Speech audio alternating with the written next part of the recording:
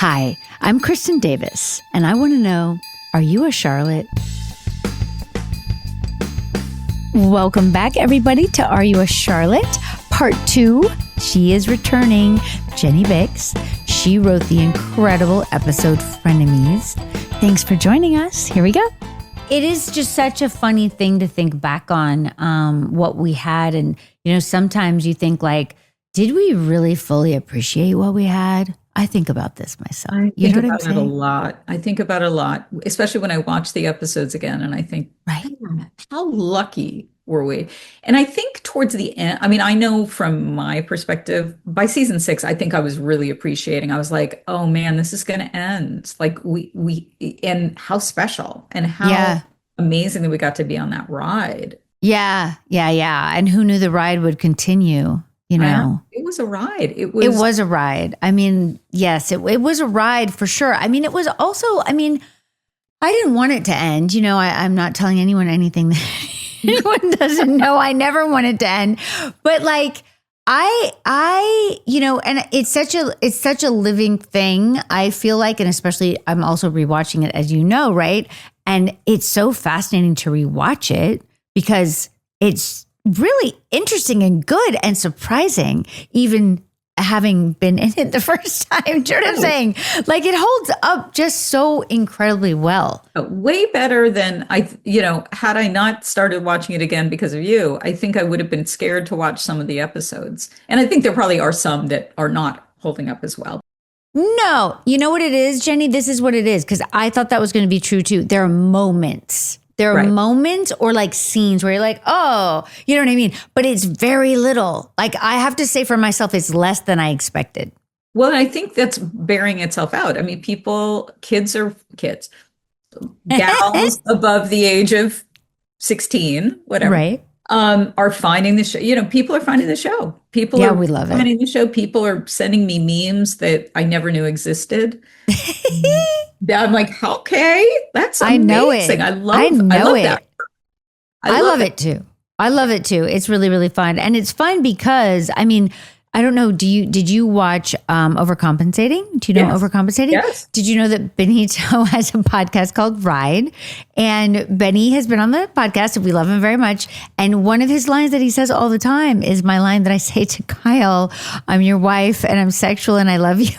Like, he just randomly says this, like, so funny. And when he came on, I was like, how and why did this become like your thing? And he goes, just because it's so good. And I was like, okay, wow. Yeah, you just don't know when someone's going to pick up something. By the way, also starring in Overcompensating, Holmes, who starred in Welcome to Flatch, my show that was on Fox for 2 seasons.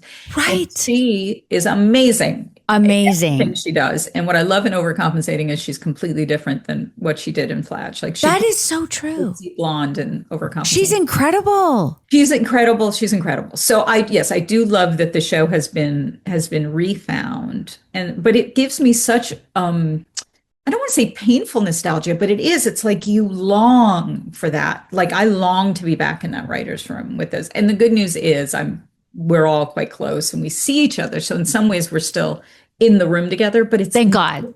It's not the same. No. I mean, look, we went and did a whole other show so we could work together. Do you know what I mean? You just keep it going. It's like you want that. You really do. Feeling. I know. And then they ended that show and I was like, why? I still feel the same way, even though intellectually I know kind of why. But I'm just like, but come on, guys. Why? Let's do something else. Like, that's how I feel. And you try to explain the feeling to, like, for us, to other writers, like what it's like to be in a room like we were in. And you can't really explain it because it was so finely curated. Like, Michael did such a good job of kind of knowing what each person was going to bring in there and making it a safe place to be, even though Michael, one of my dearest friends, I love you, Michael. Michael is hilariously, as you know, he's a complicated, discerning writer. Yes. And he's going to tell you if something's not working. Yes. And he's going to be right. 90% of the time, he's going to be right. Right. And if it's not, he'll admit it ultimately. But he knew who could handle him, who could work in the system where we would get the best out of everybody. And we Right. did.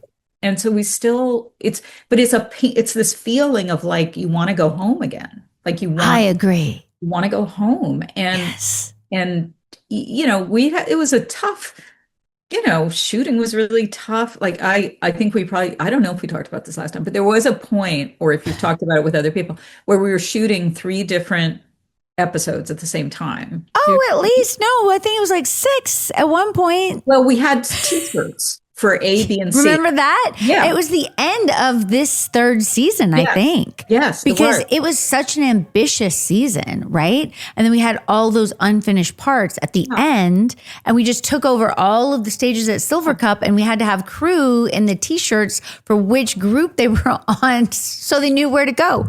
I was thinking, and I was reminded of this only because you don't want to sugarcoat how hard, like, right. You all worked so hard. Like we really did. Moment where not only were we, and this was a newer thing, by the way, for film people who may be listening / watching, like to cross-board episodes. It wasn't done in TV.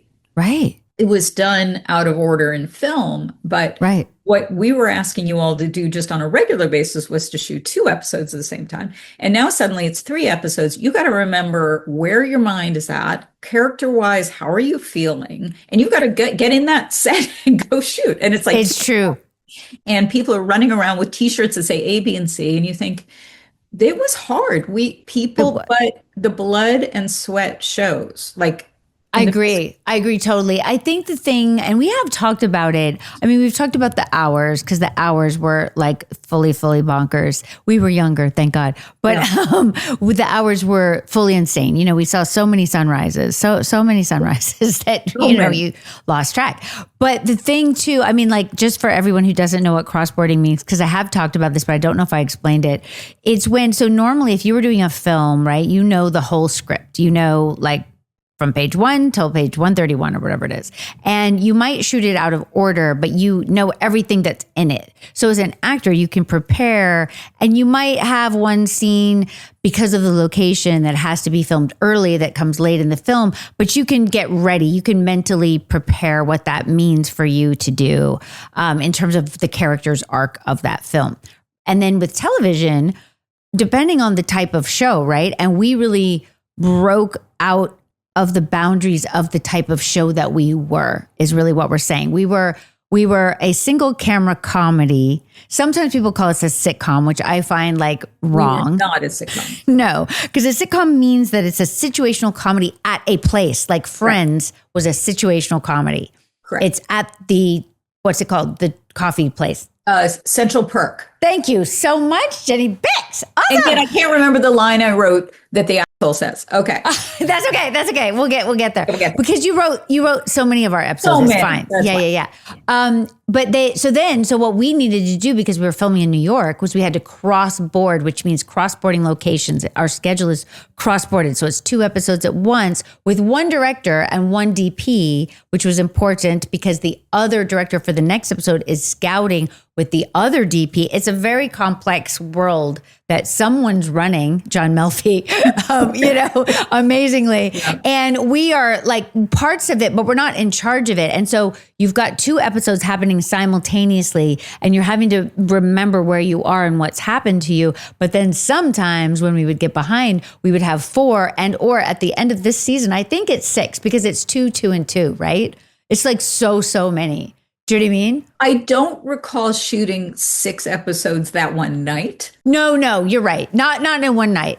Like over a couple days. Yes. But some of it was really minor. Like if you had a phone call, remember we would do inserts of your hands with the phone. So you'd have to run over. We were on this stage, the old bread factory called Silver Cup, which if anyone's ever driven over the 59th Street Bridge in New York, you see it to the right at Long Island City. We were there. That was our home. And we had all the stages, and the actors, we would just be like, where do we go now? And we'd have to go to our trailer, change into what we wore like 3 months ago, go to stage 4 and hold a phone and have to hit a mark to get an insert that we had forgotten to get or hadn't had time to get on the day that we'd filmed the scene back then. So it was like just chaos, but not unlike the end of shooting and Just Like That, because I'd gotten COVID and also we had all kinds of location drama, as you know, we always do in New York. I think towards the end, like the last schedule, I think I was filming parts of 6 different episodes. See, that's insanity. It was insanity, but I'd gotten COVID, so I couldn't. It was partly my fault. I mean, not that it's your fault that you get it, but you know what I'm saying. But you know what I mean. Like when I finally confess that Harry has cancer to Carrie. That scene was what I was supposed to film the day that I got COVID. Oh my God. And I was so ready. You know, when you've prepared as an actor and you're so emotionally ready. I was so ready. And then at like 4 a.m, I woke up and I thought my air conditioning had broken because I was so hot. Oh no. Never a good sign. So we had to punt it, but we needed like a CVS or a Dwayne Reed or whatever it was. It went all the way to the end, which was like 3 months later. And I was like, oh my God, do I have it? Do I remember? Do I know? Oh Lord. It was something else. It is amazing. And look, shout out to anyone and everyone who handled continuity on our show. Oh my God. Because it's very rare that you'll watch an episode and be like, wait a minute, why is, Charlotte's sweater knotted a little differently? Oh no, I have never thought that. It's amazing. It's hard to really convey how hard that would be on a show like ours, where there were so many moving parts. So many details. So many details. Hair and makeup. But that thankfully all of you were good with your own continuity. Like, oh, we're into it, man. Oh, I picked up my drink. Oh God, yes. And took a the sip. coffee shops. The coffee shops. The fact that there's not any glaring errors is really a testament to all our crew. Absolutely. We had the very best crew in New York. The very best crew in New York, I know. And the very best editors. And the very best editor. We really kind of had the best, because good things attract good people. Did we leave out any major storylines that we should talk about? Well, we didn't really talk about the Learning Annex thing, but I think... Oh, yeah. Oh, God. So anxiety provoking. So anxiety provoking. Was that based on you guys, or was that based on like a Candace Bushnell type of a situation? Well, it was a combo plate, right? Because we would talk a lot in the room about how... And I'm sure this happened for you too, that when you write or appear on a show like Sex and the City, people assume that you know a lot about relationships. So people would come to us as writers and be like, what do I do about this? What do I do about it? And we're like, do you understand we're writing about the situations we're in? Like, we were all deathly single. Like, none of us could keep a relationship going. So the idea that people saw us as experts was hilarious to us. And so we wanted to take that and really literally put it up on stage. And then it became also the kind of the Candace of it. And I think somebody had done I don't think any one of us were asked specifically to do a Learning Annex about being single, but occasionally we would do panels and things like that. And yeah, would get these sure. kind of questions. And we were like, we don't know. That's why we write about it. Absolutely. Oh my gosh. But it was fun to see. And also, if you look in that crowd, you'll see a number of actors that you will have seen in other things since then. Like, I really shout out as well to, there was no small parts in this show. Like, oh, for sure. Yeah. I have a list somewhere of all these people. Let me find it. I mean, I was kind of amazed. Yeah. I didn't realize I wasn't there for that day, right? Obviously. Right. But I mean, it was really fun to watch it. And I hadn't remembered this, not one little bit. Okay, wait. Catherine Curtin guest stars as girl number 2 in the Learning Seminar, asking a question. She's now known for playing Joanne on Insecure, Claudia, Dustin's mother on Stranger Things. Wow. Wanda Bell on Orange is the New Black. Cool. Yeah. Rebecca Wiskoski. Yeah, she was one of my. Yes, I know who she is. Yes. She played Brenda on The Mentalist, Evelyn on Devious Maids, and Marge on For All Mankind. Uncle Jim is played by a guy named Dominic Fumusa, who is now known for playing Kevin on Nurse Jackie, Detective on Goliath, Pete on Cop and The Purge, and he was on Divorce. Wow.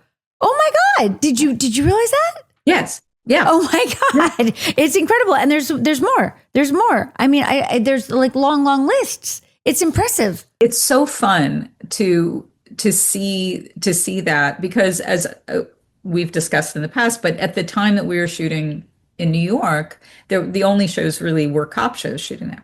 So we were able to suddenly take advantage of all these fantastic performers who weren't necessarily cop show people, who maybe could tonally do some more lighter comedy, and they get to go on and do amazing other things. Absolutely. Absolutely. I remember that whole part of it. I remember walking around, like if we were on location and we were walking somewhere and we'd run into actors on the street and they'd be like, oh, I just read for blah, blah, blah. You know, it was just such a fun community feeling, you know, that everybody wanted to be on the show and that there were so many parts. And, you know, the guys had to go back to callback after callback and they were all slightly traumatized, you know, which was entertaining. Traumatize them. We would, but not illegally.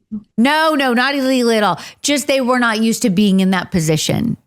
Yes. I did a tiny part before Melrose on ER, the first season of ER. And I might have had, I don't know, 5 lines, but it was with Clooney. And I believe. What did you play? I feel like I was a mom, but I don't remember a child. So I'm not 100% sure. I just really remember George, okay? I don't remember hardly anything but that. Though I do remember young Noah, because so it was so much fun and you could feel the energy and that they were doing things differently as well. And it was one of their really big, I was in just a little, like he was my doctor, right? And I can't remember. Nothing horrible had happened to me, right? I was just like flirting with him. That was my role. It was great. But they were doing one of their big scenes beforehand where all the main characters are walking through and talking their, you know, medical jargon. And they did 36 takes.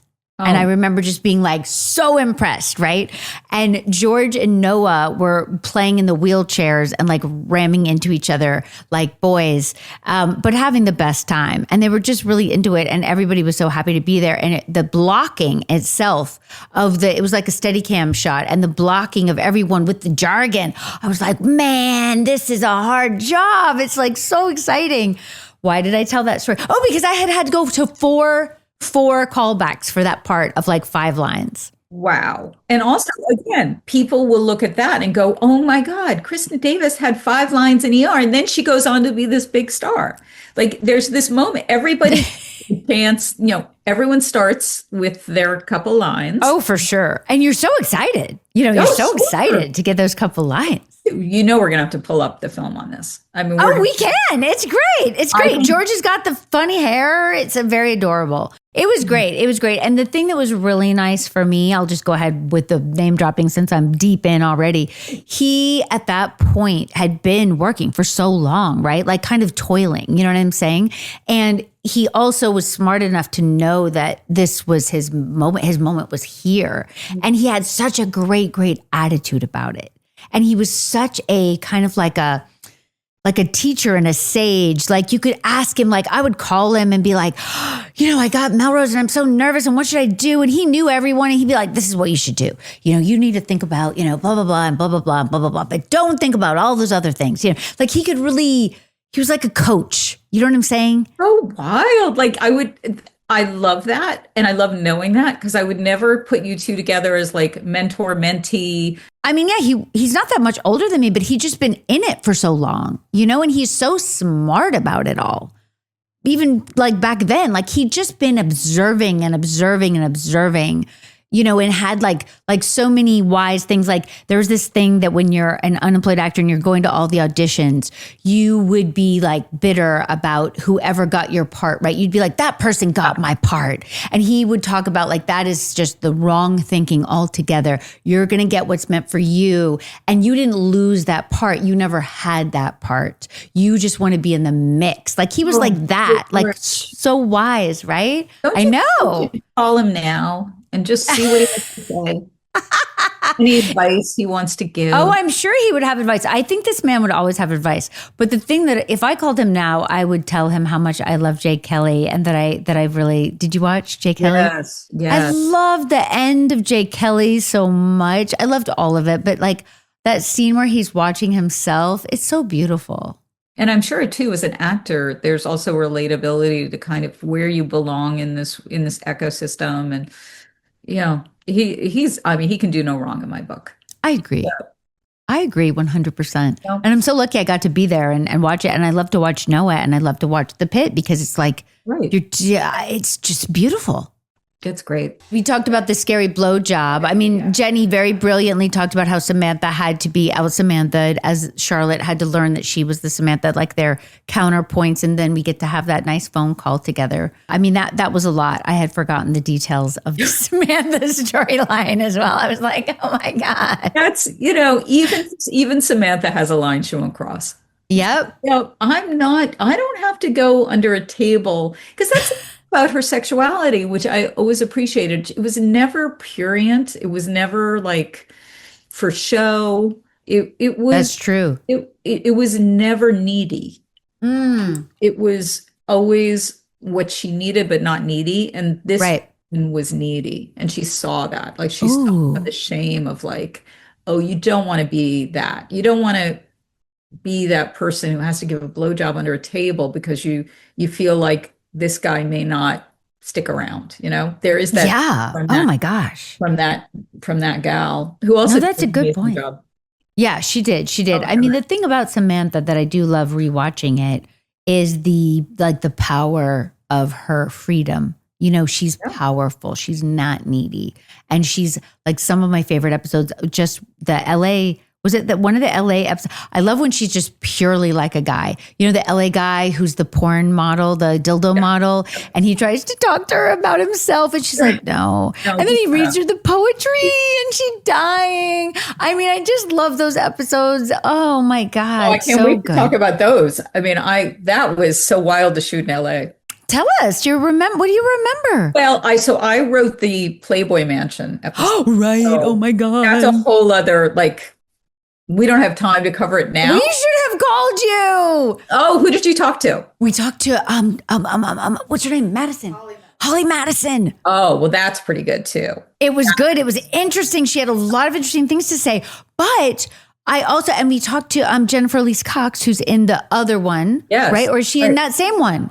She's in the other one, right? I mean, they blend in my mind. They're one. Vince. Oh, come on. Amazing, Vince. But tell me, because I want to know what you remember. Here's what I remember. This is one of the lines that, looking at these women in the hot tub and coming up with the word tit soup, is still like, that's now something that people quote back to me. Look, it's tit soup. You know what? Hanging out with Hugh Hefner all night, like it was like mind blowing. It was one of those moments where you realize, oh, we're in a whole other. This is a rarefied air that we are currently in, and it is not our normal. No, not at all. Did you go to the party at the Playboy Mansion? Yeah. Because I refused. What do you remember? Tell me. Yes. I remember a lot, and I've forgotten a lot. But I remember needing to because it was a pajama party. Like you had to wear. Yep. So I wore like silk purple pajamas. Nice. And there were a number of, what you realize is the age of the guys was a little scary. Like it was definitely, 60 plus. Wow. And very young women. And you would kind of go around the corner and see like, there was definitely stuff happening in the orgy area and in the hot tub area. And it was a fun party. I remember dancing. I remember, wow. Through a good party. But you didn't want to look too much under the rug there. But shooting there was a blast. And shooting that whole episode, despite that was the scary car accident. Yes. That is still every minute of that, as I'm sure it is for you, etched in my mind. Absolutely. I mean, I wasn't in the car, right? But I remember having to go and have like emotional support. I was like the emotional support after the fact or whatever for the and didn't we move the car from the scary hill after that happened? Because what's on the film, they start on like a busy street and then they're on a calm. Yeah. Right. It was that was so crazy and scary. And standing and watching it and not being able to do anything about it. And whatever divine thing was happening, everybody was okay. And, Right. we're probably not going to use this in this Yeah, it's fine because we've already discussed it. But yeah, not something I want to see again.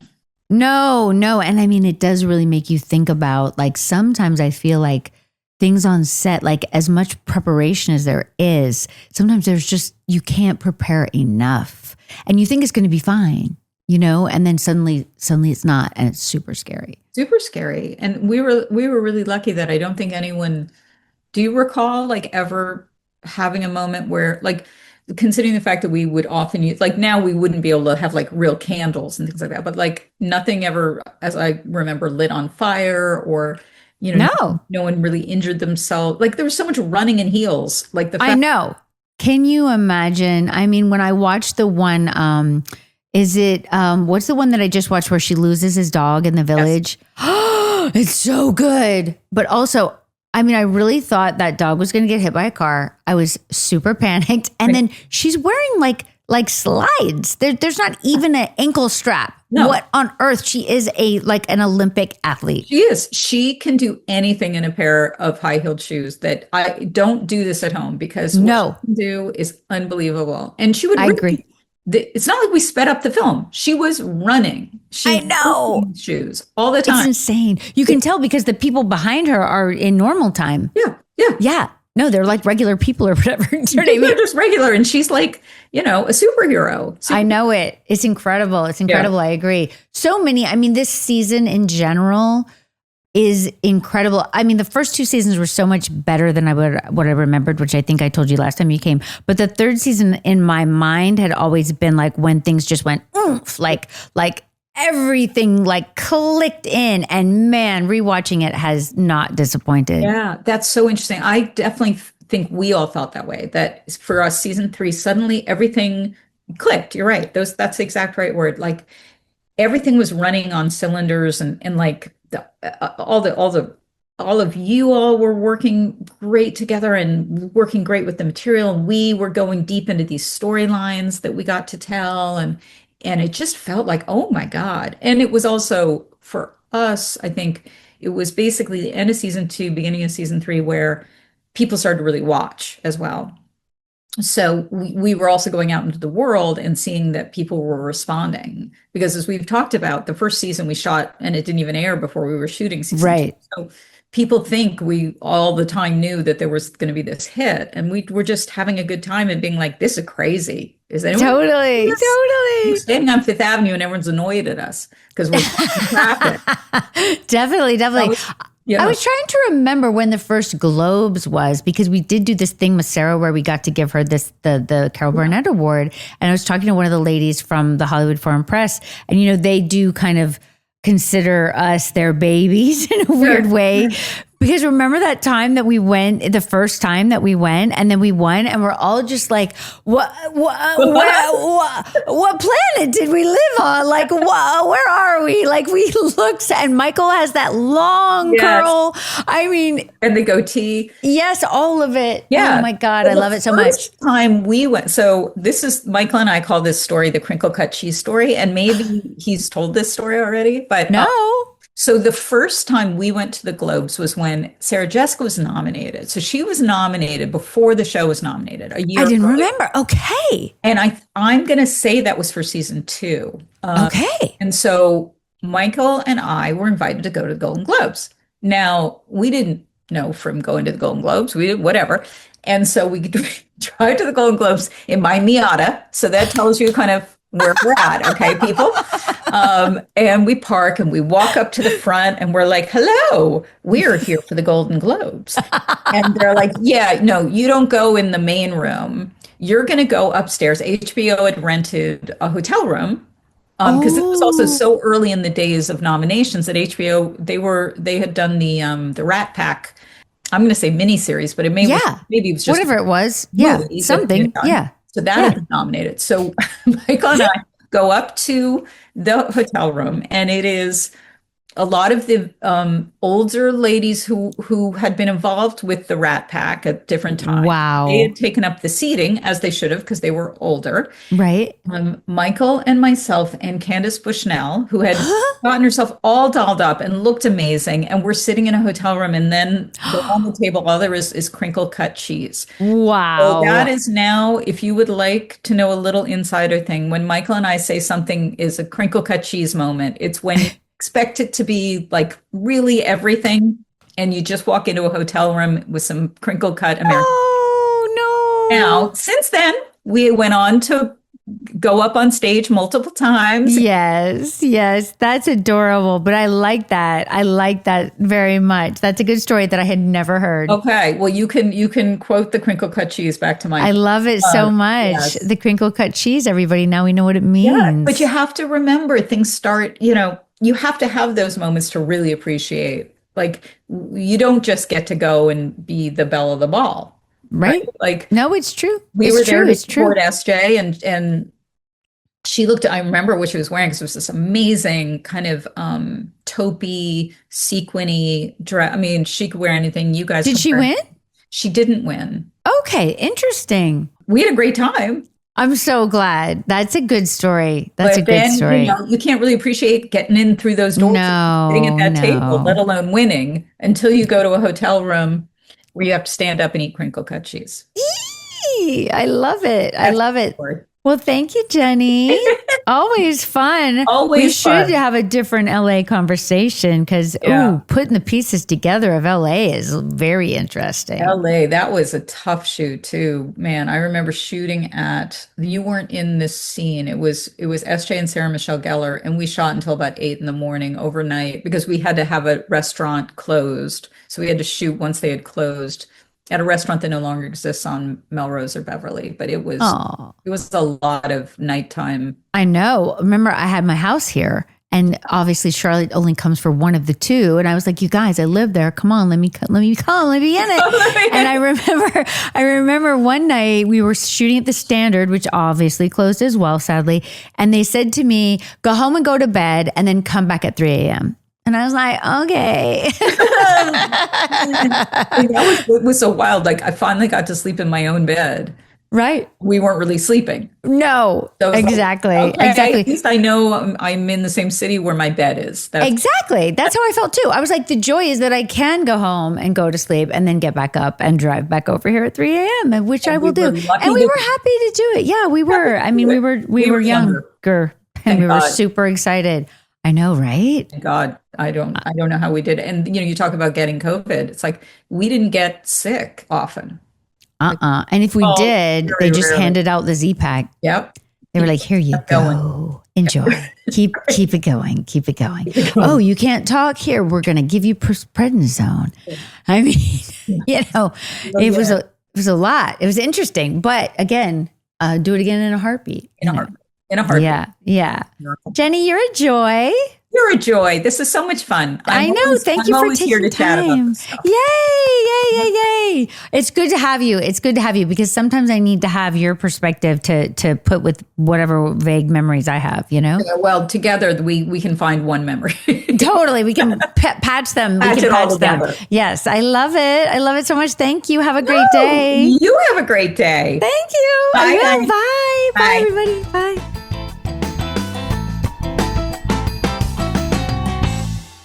All right, so my Hyundai hot take from this episode called Frenemies, I'm going to have to go with Charlotte's storyline, partly because I'd forgotten about how many different things Charlotte gets to do and say and feel in this episode between seeing her sorority sisters, trying to show her husband Trey that she's a sexual being, which was just such a beautifully written scene, and then fighting with Samantha and then making up with Samantha. I'd forgotten most of this except for the scene with Trey, which I do love.